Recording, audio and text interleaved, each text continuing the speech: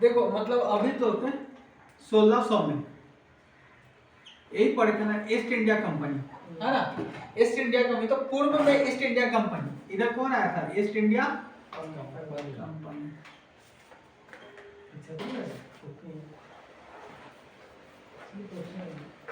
East India company यहाँ पे शासन करने के लिए आया, और आया किधर होगा? ईस्ट में, है ना। ईस्ट इंडिया कंपनी ईस्ट में आया शासन करने के लिए, मतलब इंडिया में आया था 1600 में। अब देखोगे तो इंग्लैंड की महारानी एलिजाबेथ, तो कोई ना कोई इंग्लैंड में जो है वहां पे जो इंग्लैंड का जो है पूरा गवर्नमेंट देख रही होगी। तो उस समय वहां पे जो था मोनार्क था। मोनार्क का मतलब राजा रानी का शासन हुआ करता था। तो वहां एक रानी थी, कौन रानी थी? महारानी, हाँ, महारानी एलिजाबेथ। तो महारानी कौन थी? एलिजाबेथ। तो एलिजाबेथ जो थे वहां की था, और इससे जो है वो लोग इजाजत लिया होगा। तो जो इजाजत लिया तो उस इजाजत को बोलते हैं तुम्हारा प्रथम चार्टर। ठीक है, प्रथम चार्टर, चार्टर मतलब ये इजाजत हो गया, प्रथम चार्टर। और इसमें इजाजतनामा भी इसको बोल सकते हो। ठीक है, इजाजतनामा। इसमें क्या लिखा था ना कि कंपनी जिससे कंपनी को पूर्व में व्यापार करने का एक अधिकार मिल गया, कि कंपनी जो है किधर व्यापार करेगा? पूर्व में उसको व्यापार करने का एक अधिकार, मतलब मोनोपोली। मोनोपोली का मतलब क्या होता है? एक अधिकार। मतलब उसके अलावा ब्रिटिश से, मतलब इंग्लैंड से और कोई भी वहां पे नहीं जाएगा शासन करने। केवल और केवल कौन शासन करेगा? ईस्ट इंडिया कंपनी, है ना। तो ये मोनोपोली हो गया। ये किसके द्वारा इजाजतनामा मिला? महारानी एलिजाबेथ के द्वारा, प्रथम चार्टर। ये सारा हो रहा था 1600 ईस्वी में। ठीक है, इस इजाजतनामे का मतलब था, यह था कि इंग्लैंड की कोई और व्यापारिक कंपनी इस इलाके में ईस्ट इंडिया कंपनी से होल्ड नहीं कर सकती थी, है ना।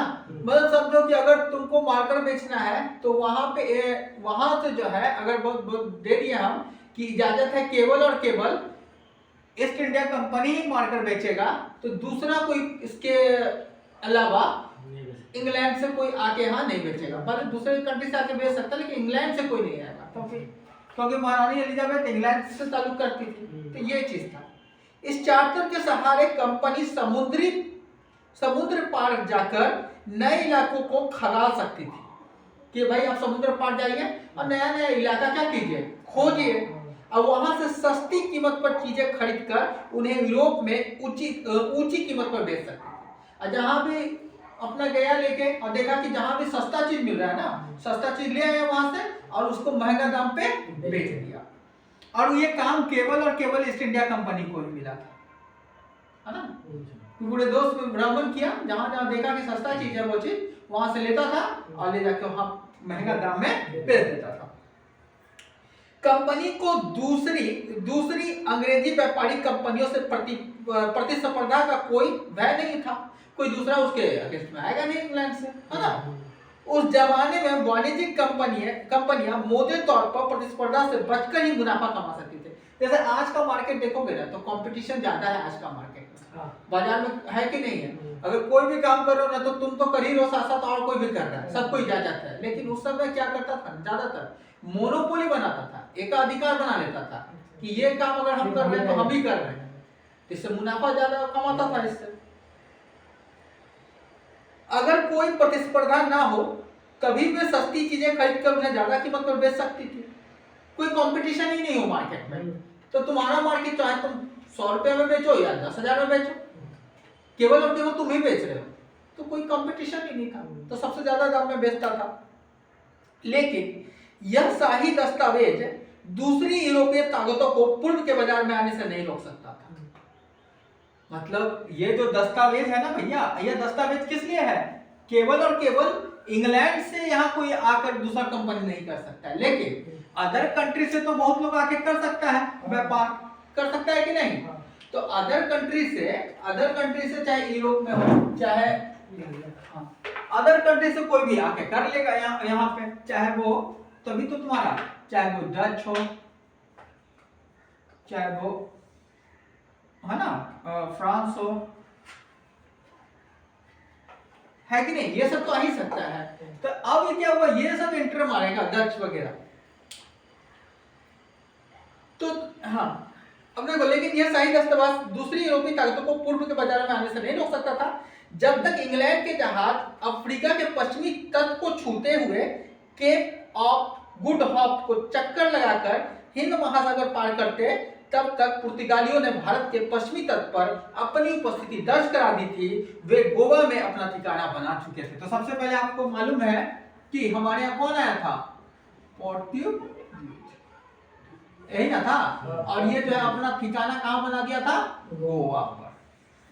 मतलब इसके ईस्ट इंडिया कंपनी के आने से पहले ही, और ये किसको, केप ऑफ होप गुड को पार करते हुए आ गया था, अफ्रीका को पार करते हुए इंडिया में प्रवेश कर गया था। सबसे पहले कौन, पुर्तगाली।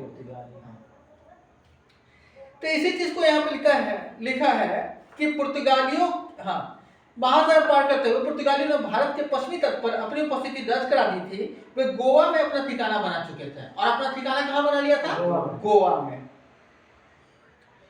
पुर्तगाल के खोजी यात्री वास्को डी गामा, है ना, वास्को डी गामा का बारे में बड़ा जिक्र होता है। तो पुर्तगाल का जो खोजी यात्री था वो क्या था, वास्को डी गामा, है ना। तो वास्को डी गामा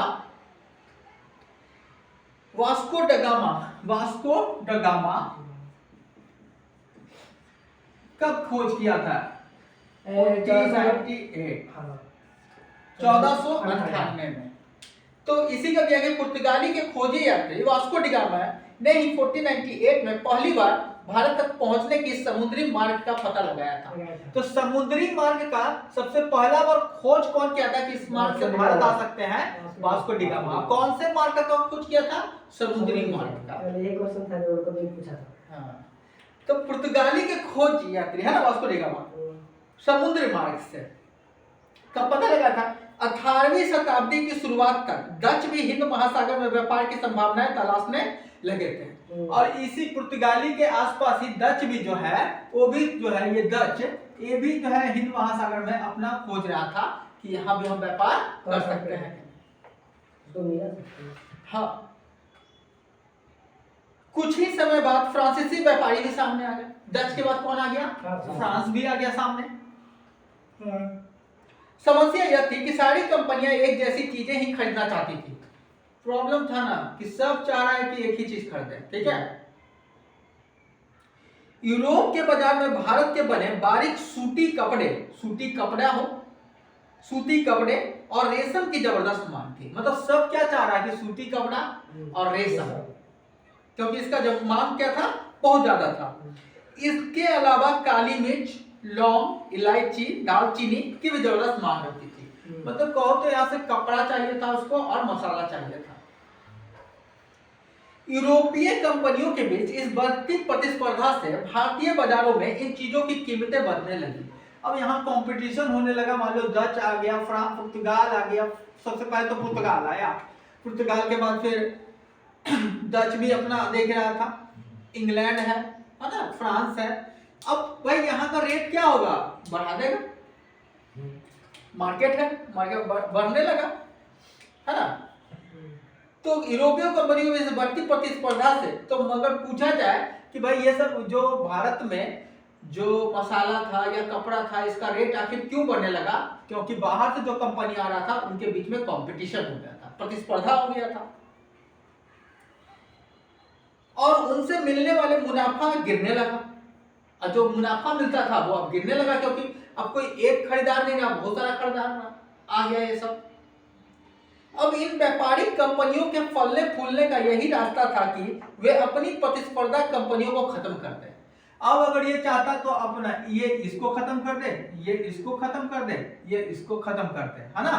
आपस में सब क्या हो जाएगा, भिड़ जाएगा। तभी तो पढ़ते हैं कि लास्ट में कौन बच जाता है, अंग्रेज, सबसे ज्यादा जो शासन किया। हाँ बोलिए। लिहाजा बाजार और व्यापारों पर कब्जे की इस होड़ में व्यापारी कंपनियों अच्छा ठीक ठीक को जब भी मौका मिलता कोई कोई सी एक हाँ, कंपनी हाँ। किसी दूसरे कंपनी के जहाज डुबो देती। ठीक है ठीक तो समुद्री मार्ग से आ रहा था, हाँ, तो ये लोग क्या करने लगा, ठीक। जहाज एक दूसरे का जहाज को डुबाने लगा जिससे कि वो फिर यहाँ आ ही नहीं सके।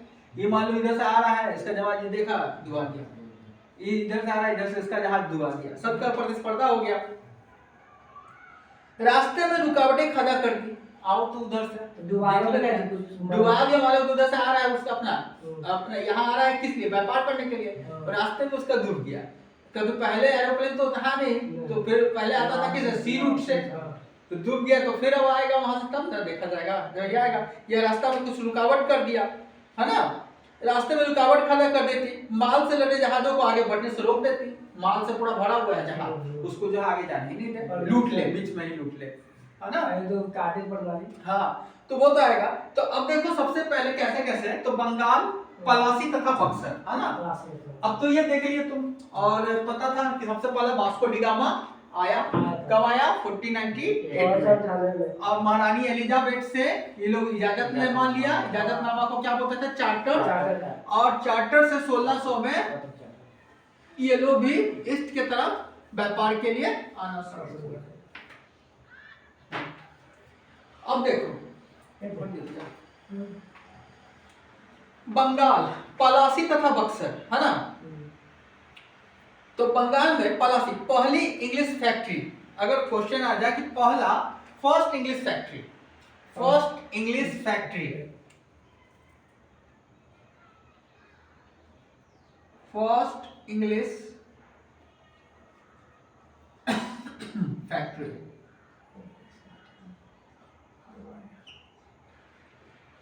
कहाँ, तो फर्स्ट इंग्लिश फैक्ट्री, पहली इंग्लिश फैक्ट्री 1651 में, कब 1651, हाँ 1651 में हुगली नदी के किनारे शुरू हुई। कहाँ पे हुआ था, हुगली नदी के किनारे शुरू हुई।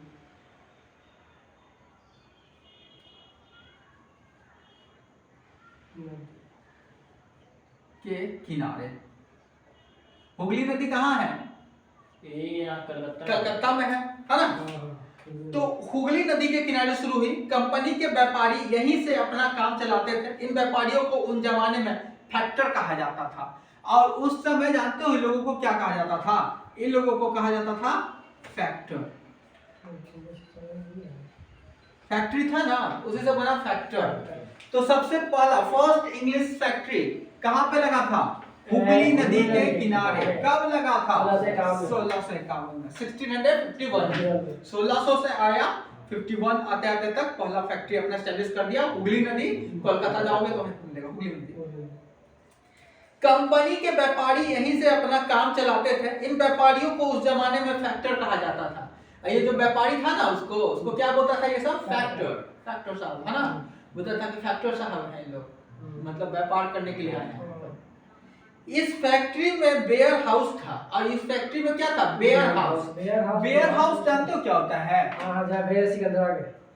हाँ वेयर हाउस, हाँ वही था, सही बोल रहे हो, वेयर हाउस।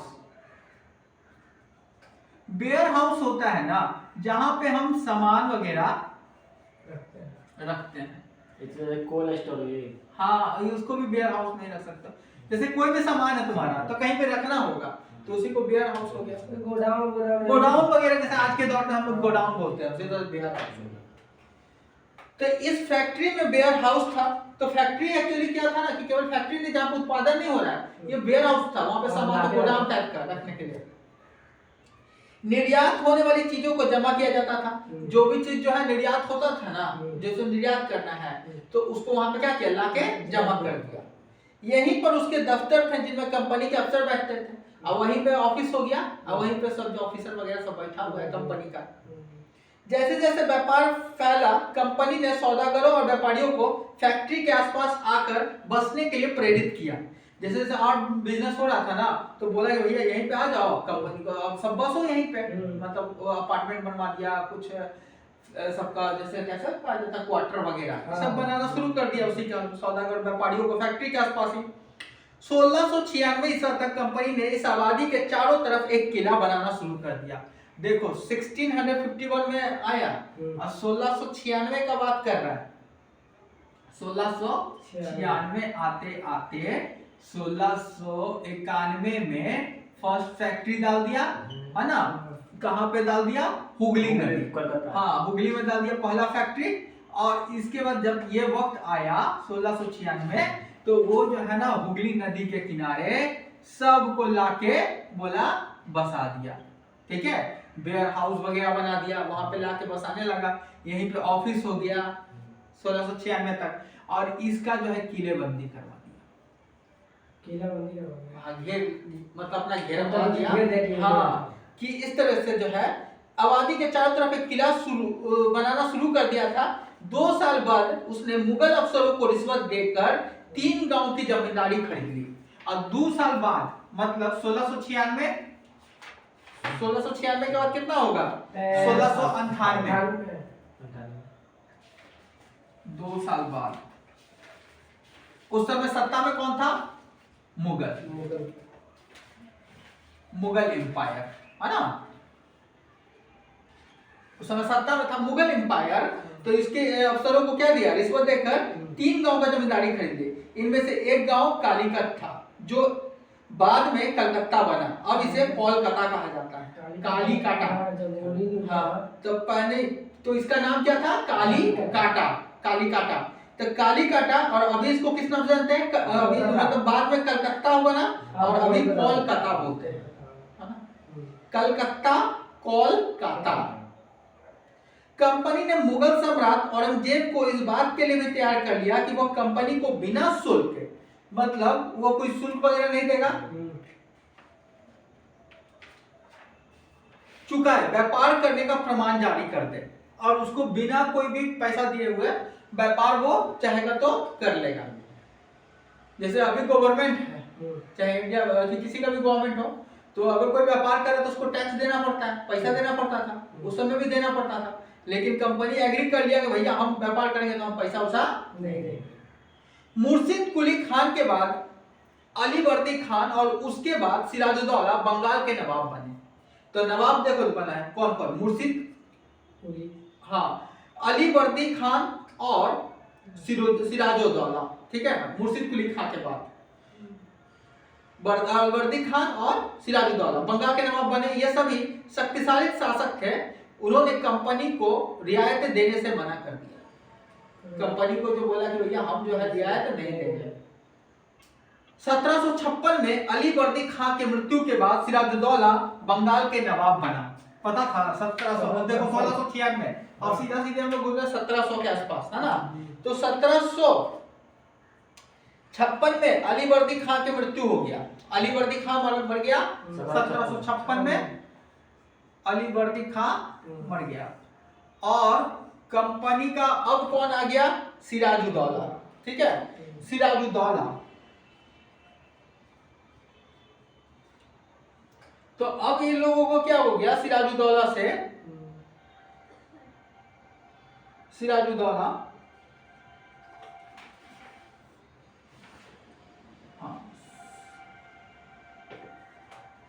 अब सिराजुद्दौला आ गया यहाँ पे। और सिराजुद्दौला जो है ना, अब सिराजुद्दौला बंगाल के नवाब बने। ये सभी शक्तिशाली शासक थे। उन्होंने कंपनी को रियायत देने से मना कर दिया। 1756 में अलीवर्दी खान की मृत्यु, पूछ सकता है इसका अलीवर्दी खान की मृत्यु कब हुई? 1756 में, है ना? हाँ, फिर सिराजुद्दौला उस समय नवाब बन गया। कंपनी को सिराजुद्दौला की ताकत से काफी भय था। कंपनी सबसे ज्यादा किसके ताकत से डर रहा था? सिराजुद्दौला से। तो कंपनी क्या चाहेगा? सिराजुद्दौला को यहाँ से खत्म कर दे, है ना?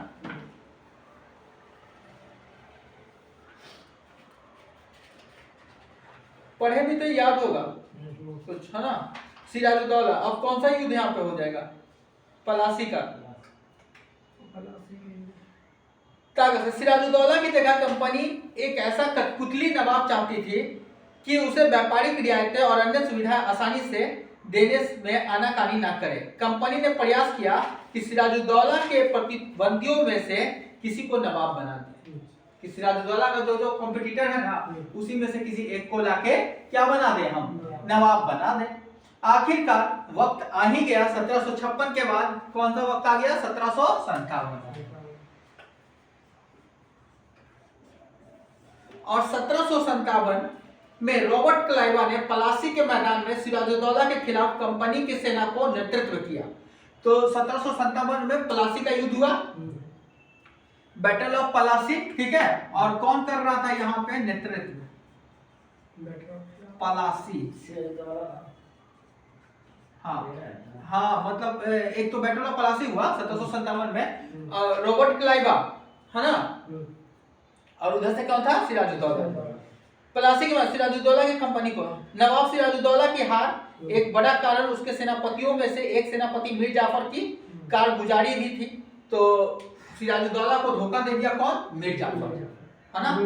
हाँ, मीर जाफर जो था वही धोखा दे दिया, क्योंकि सेनापति था और वो अंग्रेज जो उसको अपनी तरफ मिला दिया।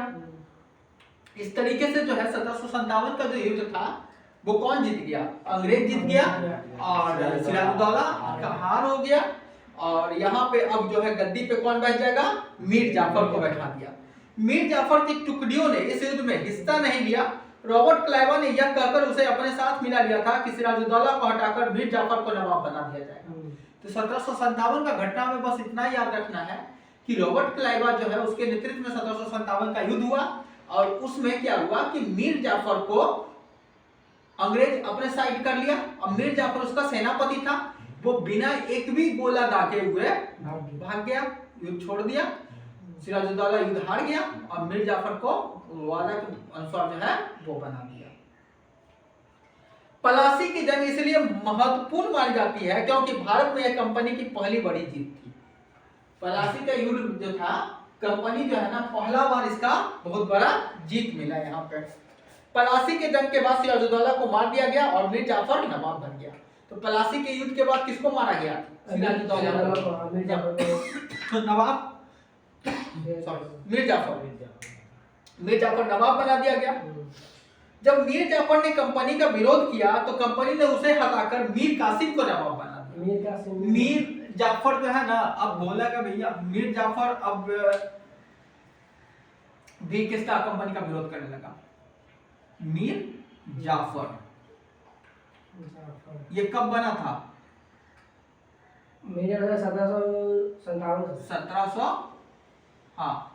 1757। यही ना युद्ध हुआ। इसके बाद मीर जाफर को बना दिया, ये भी बनाने करने लगा। तो अब किसको बैठा दिया? मीर कासिम को। उसी में कि उसके बाद इसके बाद ही ना इसको हटाएगा। सेशन तो वही होगा।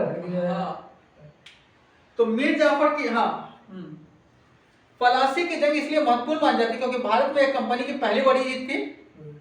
पलासी की जंग के बाद सिराजुद्दौला को मार दिया गया और मीर जाफर नवाब बन गया। जब मीर जाफर ने कंपनी का विरोध किया तो कंपनी ने उसे हटाकर मीर कासिम को नवाब बना दिया।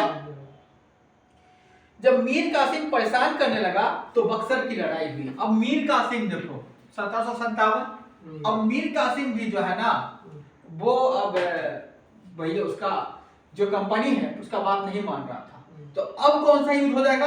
1764। तो 1764 में किसका होगा? 1764 का वक्त आ जाएगा। 1764 का वक्त आ गया। तो अब देखो, जब मीर कंपनी का विरोध किया तो कंपनी ने उसे हटाकर मीर कासिम को बनाया। जब मीर कासिम परेशान करने लगा तो बक्सर की लड़ाई 1764 में उसको भी हारना पड़ा। वो भी हार गया, है ना। उसे बंगाल से बाहर कर दिया गया और मीर जाफर दोबारा नवाब बन गया। तो 1764 के ये बक्सर का युद्ध हुआ था। अब बक्सर का युद्ध में उसको पराजय करके अब फिर से किसको ले आया?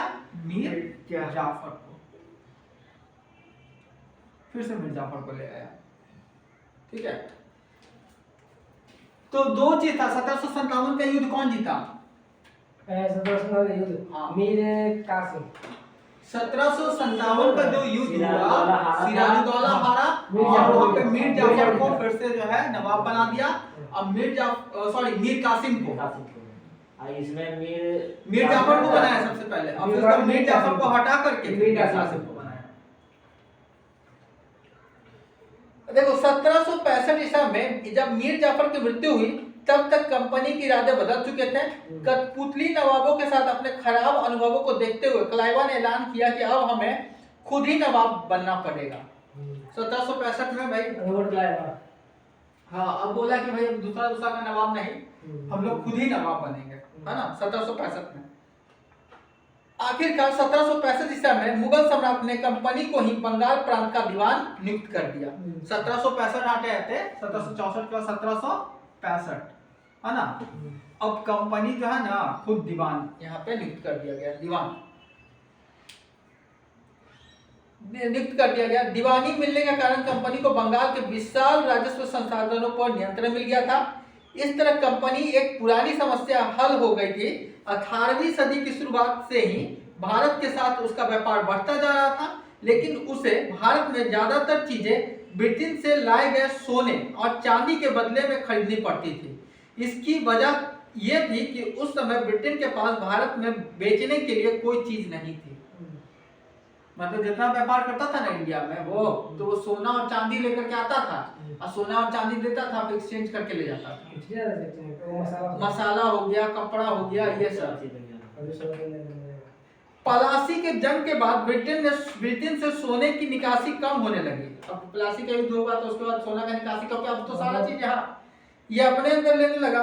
बंगाल की दीवानी मिलने के बाद तो ब्रिटेन से सोना लाने की जरूरत ही नहीं रहा। अब जब यहाँ से दीवानी राइटें मिल गया इसको, पूरा का पूरा टैक्स अब ब्रिटिशर ले लेगा, तो फिर सोना कहाँ ना लाएगा। अब भारत से होने वाली आमदनी के सहारे ही कंपनी अपने खर्च चला सकती थी। जितना आमदनी हो रहा है भारत से, उसी से अपना खर्च चल रहा था, है कि नहीं। तो इस कमाई से कंपनी भारत में सूती और रेशमी कपड़े खरीद सकती थी और उसी कमाई से सूती और रेशमी कपड़े खरीद लेता था। अपनी फौजों को संभाल सकती थी और कलकत्ता में किले और दफ्तरों के निर्माण की लागत उठा सकती थी, जो किला बनवा रहा था ये सब का। पलासी के युद्ध के बाद बंगाल के असली नवाबों को इस बात के लिए बाध्य कर दिया गया कि वे कंपनी के अफसरों को निजी तोहफे के तौर पर जमीन और बहुत सारा पैसा दें। मतलब निजी जमीन है हाँ, हाँ। तो कैसे बाध्य कर दिया कि वो कंपनी। देखो जब सबसे बड़ा चीज है कि अंग्रेज जो है ये इंडिया में कब आया, 1600 में इसको चार्टर्ड एक्ट पे अधिकार मिला। सबसे पहले तो पुर्तगाल वगैरह इसको खोजा, लेकिन क्या किया, पहले जो है जो मार्केट था वो मोनोपोली पे चलता था, एकाधिकार। जिसका एकाधिकार है वो अपना सामान बेचेगा। खोजा तो इसका कॉम्पिटिटर था यहाँ पे, तो पुर्तगाल हो चाहे फ्रांस हो चाहे डच हो, ये सबको तो हटा दिया। हटाने के बाद अपना व्यापार करने लगा। अपना जब व्यापार करने लगा तो धीरे धीरे पहले वहां से क्या लाना पड़ता था, इसको सोना चांदी लाना पड़ता था, उसी के बदले में सूती कपड़ा हुआ, रेशम हुआ, चाहे मसाला हुआ, ये सब खरीदता था। अब ये लोग धीरे धीरे क्या किया, 1700 जैसे जो सिराजुद्दौला था, ये सब किस चीज में था, ये सब शासक हुआ करता था। शासक हुआ करता था मतलब कि टैक्स लेगा, लोगों से टैक्स लेता था, टैक्स लेता था, पैसा आता था। तो ये सीधा सीधी किस पे हमला बोलने लगा, अब यहाँ का नवाब पे। तो नवाब पे हमला बोलने लगा तो सबसे पहला युद्ध हो गया 1757 में, पलासी का युद्ध, और उसमें सिराजुद्दौला को हरा दिया। सिराजुद्दौला भी कलकत्ता का नवाब था, हरा दिया और अपना जो मतलब उसके गुलामे को मीर जाफर को लाके बैठा दिया। मीर जाफर से जितना मन करता था उसको सोना का घोड़े की तरह इस्तेमाल करता था, जितना पैसा चाहता था ले देता था। और उसी से अपना उसी से अपना जो है सूती वस्त्र खरीदा, रेशम का खरीदा, मसाला खरीदा, और फिर उसको बाहर भेज करके उसी से पैसा कमाया, है ना। फिर धीरे धीरे क्या हुआ कि वो आनाकानी करने लगा, तो वहाँ मीर जाफर तो उसको हटा के मीर कासिम को बैठा दिया। मीर कासिम फिर अलगलाया तो 1765 में बक्सर का युद्ध हो गया। और 1765 में जब बक्सर का युद्ध हुआ तो बक्सर का युद्ध हार गया मीर कासिम। तो मीर कासिम को फिर हटा करके फिर मीर जाफर को बैठा दिया, फिर से दोबारा मीर जाफर को बैठा दिया। और 1765 में तो दीवानी राइटें मिल गया, जितना पैसा है सब आखिर लीजिए। तब तो अब इसको सोना चांदी वहां से लाने का जरूरत ही नहीं पड़ा। देखो और अब क्या करने लगा कि बाध्य कर दिया कि वह कंपनी के अफसरों को निजी, और कंपनी का जो अफसर था वो लोग क्या करता था कि मान लो कि जनता है, किसी का खेत का थी है, सब तो पैसा वही कलेक्शन कर रहा है, कुछ है तो बोलता है इतना इतना गिफ्ट दो, पैसा दो, करप्शन, तो हम तुमको जो है ये चीज दे देते हैं, ऐसा करते हैं वैसा करते हैं। खुद रॉबर्ट क्लाइवा ने ही भारत में बेहिसाब दौलत जमा कर ली थी। सबसे ज्यादा पैसा जो है ना रॉबर्ट क्लाइवा, वो भी ठोक कर पैसा कमाया है। 1743 में जब वो इंग्लैंड से मद्रास से अब चेन्नई आया तो उसकी उम्र 18 साल थी। रॉबर्ट क्लाइवा इंग्लैंड से जब मद्रास गया ना तो उसका उम्र 18 साल था। इंग्लैंड से मद्रास अब चेन्नई आया। हाँ, उतना ही उतना पैसा कमाया। तो 1767 ईसा में वह 2 बार गवर्नर बनने के बाद हमेशा के लिए भारत से रवाना हुआ। तो यहाँ उसकी दौलत 4 करोड़ पाउंड के बराबर थी। सोचो 4 करोड़ 4,01,102 पाउंड के बराबर थी। 4,01,102 पाउंड के बराबर थी। डॉलर से भी ज्यादा महंगा होता पाउंड। करोड़। दिलचस्प बात यह है कि गवर्नर के अपने दूसरे कार्यकाल में उसे कंपनी के भीतर फैले भ्रष्टाचार को खत्म करने का मौका सौंपा गया था, लेकिन 1772 ईसा में ब्रिटिश संसद में उसे खुद भ्रष्टाचार के आरोप पर अपनी सफाई देनी पड़ी। सरकार को उसकी अकुत संपत्ति के स्रोत संदेहास्पद लग रहे थे। उसे भ्रष्टाचार के आरोप से भी बरी तो कर दिया गया, लेकिन 1774 ईसा में उसने आत्महत्या कर ली। इसको रॉबर्ट क्लाइवा को बोला ना कितना जो भ्रष्टाचार फैल रहा है।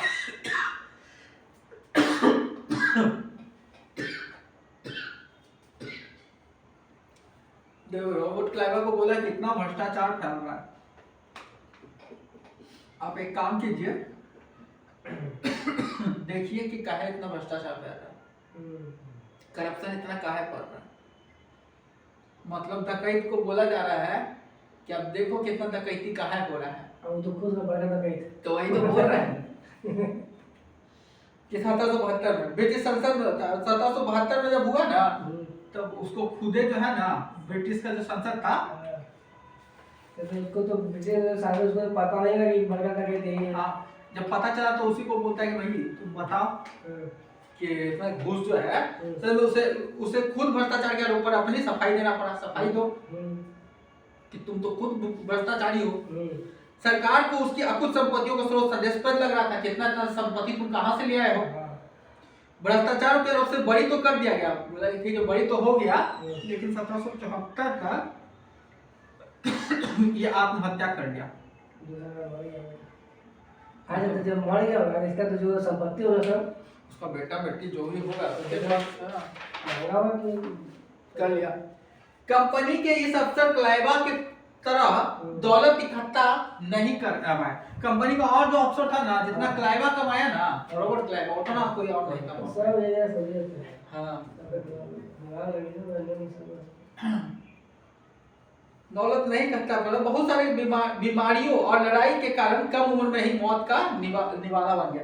अब वो लड़ते झगड़ता रहता था, कुछ बीमारी हो गया किसी को, सब अफसर ऐसे ही चला गया कुछ ही दिन के बाद। ज्यादा दिन तक ये सब नहीं जिंदा रह पाए। रॉबर्ट क्लाइवा तो लड़ाई कर दी थी। रॉबर्ट क्लाइवा भी तो ज्यादा दिन तक नहीं, 1767 में जो है पहुंचा था, 18 वर्ष का उम्र हो रहा होगा ज्यादा इसका।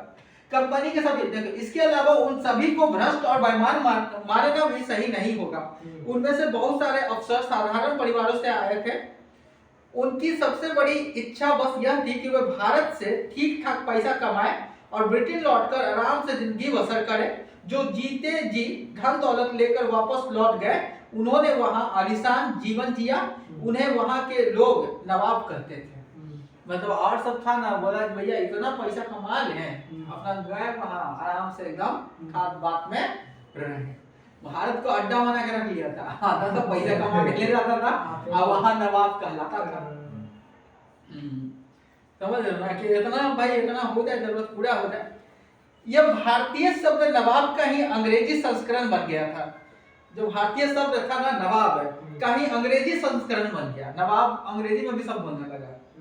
उन्हें लोग अक्सर नए अमीरों और सामाजिक हैसियत में रातों रात ऊपर आने वाले लोगों के रूप में देखते थे कि सब रातों रात नहीं, अभी भी नवाब है बोलते हैं ना, हाँ यह नवाब बन गया है तुम, है ना, मतलब रातों रात अमीर बन गया, उसी को बोलता है कि नवाब बन गया, वहीं से टर्म आया। नाटकों और कार्टूनों में उनका मजाक उड़ाया जाता था, है ना, उठाया नवाबी बन गया। बक्सर की लड़ाई 1764 ईसा के बाद कंपनी ने भारतीय रियासतों में रेजिडेंट तैनात कर दिया। 1764 ईसा के बाद जो है ना, कंपनी क्या करने लगा, भारत का जितना रियासत था ना, जहां राजा रजवाड़ा का था, वहां पे अपना रेजिडेंट तैनात कर दिया। ये कंपनी का राजनीतिक एवं व्यवसायिक प्रतिनिधि होते थे। उनका काम कंपनी के हितों की रक्षा करना और आगे बढ़ाना था। अरे रेजिडेंट बताया था ना कि राजा के दरबार में रेजिडेंट रख देता था, और उसके बदले में जो है सब्सिडी अलाइंस, अच्छा है ना, और उसके बदले में जो है उसको क्या देना पड़ता था, पैसा देना पड़ता था। रेजिडेंट के माध्यम से कंपनी के अधिकारी भारतीय राज्यों के भीतर मामलों में भी दखल देने लगे थे कि भारत में अंदर अंदरूनी क्या हो रहा है, एक राजा दूसरे राजा से क्यों लड़ रहा है, इस सब में दखलंदाजी करने लगा। अगला राजा कौन होगा, किस पद पर किसको बैठाया जाएगा, ठीक है, इस तरह की चीजों में कंपनी के अफसर ही तय करना चाहते थे। कई बार कंपनी ने रियासतों पर सहायक संधि भी थोप दिया, आगे ना सहायक संधि, सब्सिडी अलायंस, जो रियासत इस बंदोबस्त को